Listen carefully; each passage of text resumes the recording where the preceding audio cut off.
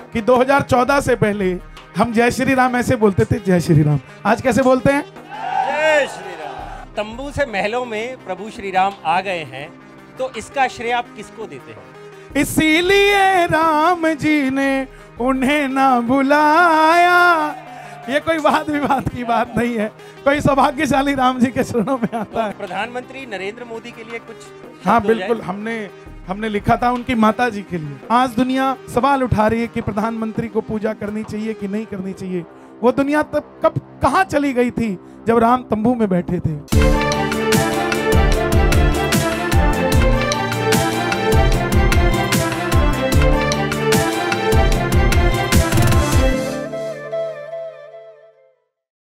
सदियों के इंतजार के बाद प्रभु श्री राम फिर से अयोध्या में पधार रहे हैं और इस दिन का इंतजार हर राम भक्त ने किया होगा।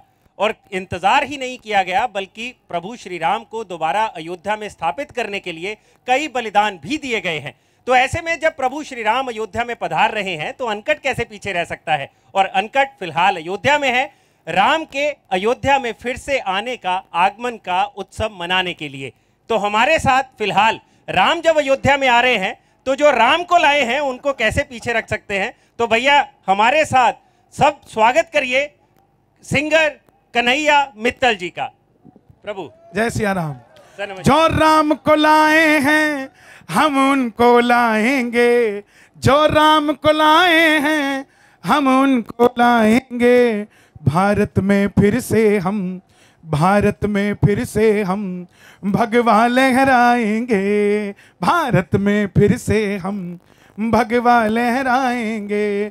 अयोध्या भी सजा दी है, काशी भी सजा दी है, घनश्याम कृपा कर दो, ओ मथुरा भी सजाएंगे, घनश्याम कृपा कर दो, ओ मथुरा भी सजाएंगे।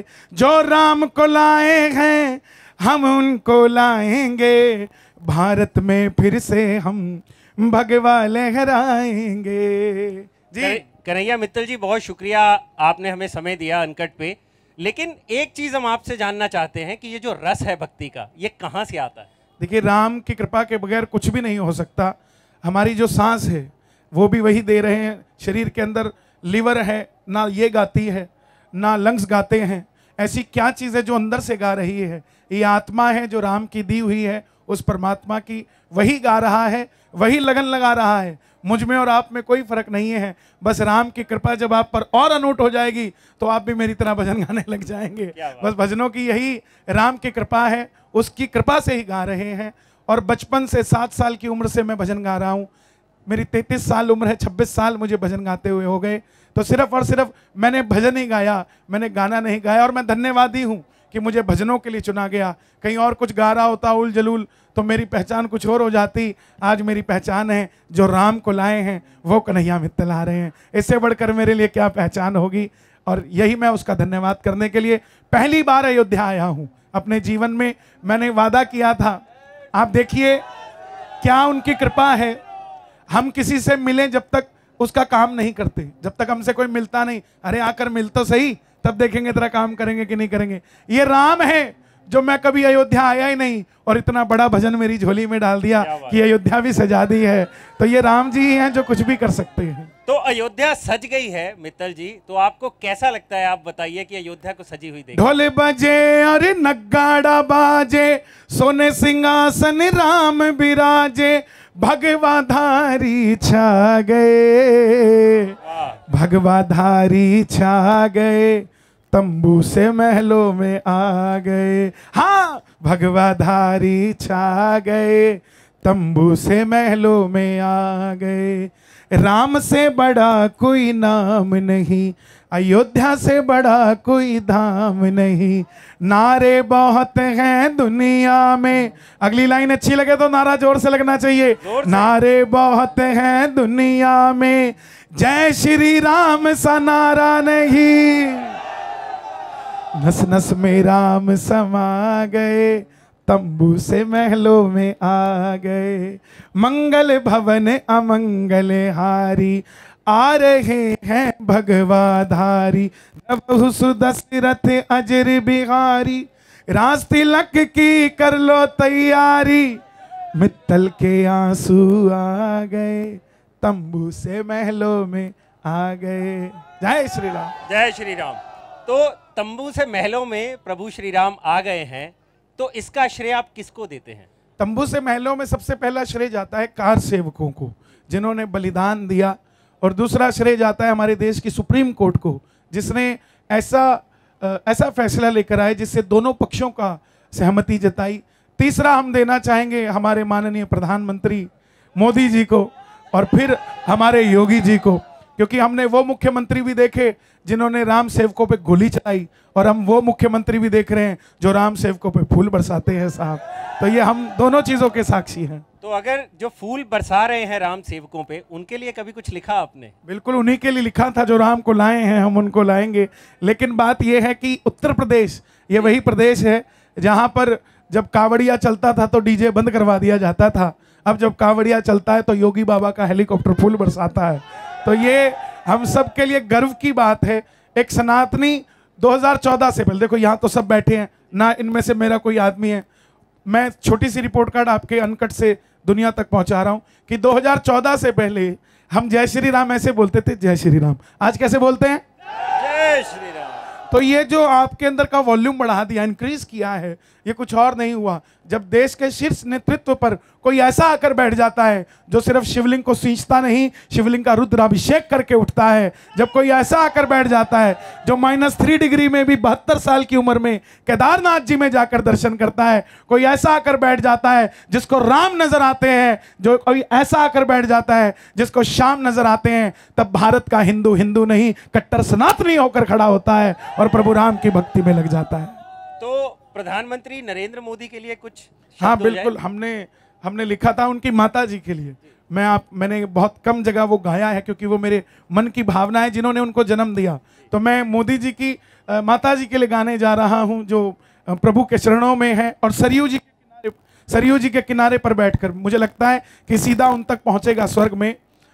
मोदी जी को जन्म दिया उस माँ को मेरा है प्रणाम, आपके लाल ने भारत माँ का जग में ऊंचा किया नाम। भारत माँ को आपने अपना लाल दे दिया, आपके लाल ने भारत माँ को मान दे दिया।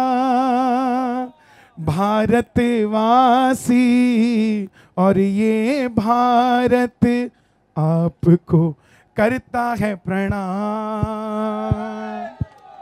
मोदी जी को जन्म दिया उस माँ को मेरा है प्रणाम।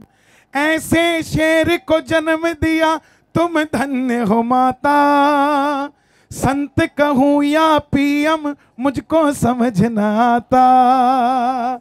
ऐसे शेर को जन्म दिया तुम धन्य हो माता, संत कहूँ या पीएम मुझको समझ न आता।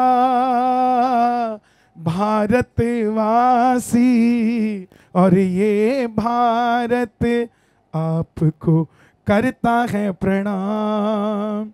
मोदी जी को जन्म दिया उस माँ को मेरा है प्रणाम। बहुत खूब, बहुत खूब।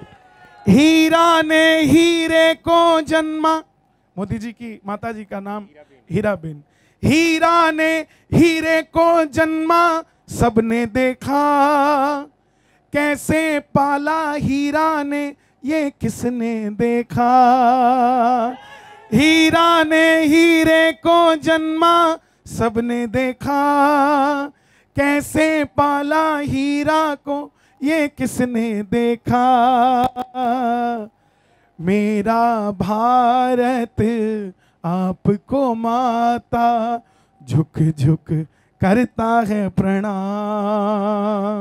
मोदी जी को जन्म दिया उस माँ को मेरा है प्रणाम। आज दुनिया सवाल उठा रही है कि प्रधानमंत्री को पूजा करनी चाहिए कि नहीं करनी चाहिए। वो दुनिया तब कब कहाँ चली गई थी जब राम तंबू में बैठे थे। कोई आया चाय बेचता बेचता देश के शीर्ष शिखर पर बैठ गया, जिसको राम नजर आए साहब।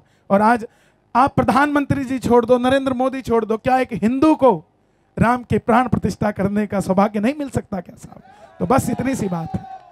तो जाते जाते एक आखिरी आपसे सवाल ये है कि जो आज भी इस बात का विरोध कर रहे हैं कि प्राण प्रतिष्ठा नहीं होनी चाहिए, या इस बात पे बात हो रही है कि अभी वक्त था, चुनावों के लिए ऐसा कुछ हो गया, तो ऐसे लोगों के लिए कन्हैया मित्तल क्या कहना चाहेंगे?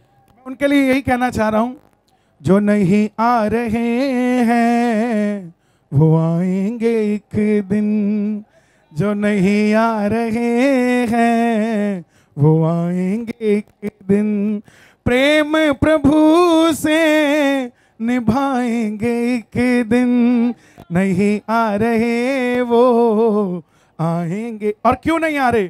मिलन का समय उनका अभी नहीं आया, इसीलिए राम जी ने उन्हें ना बुलाया।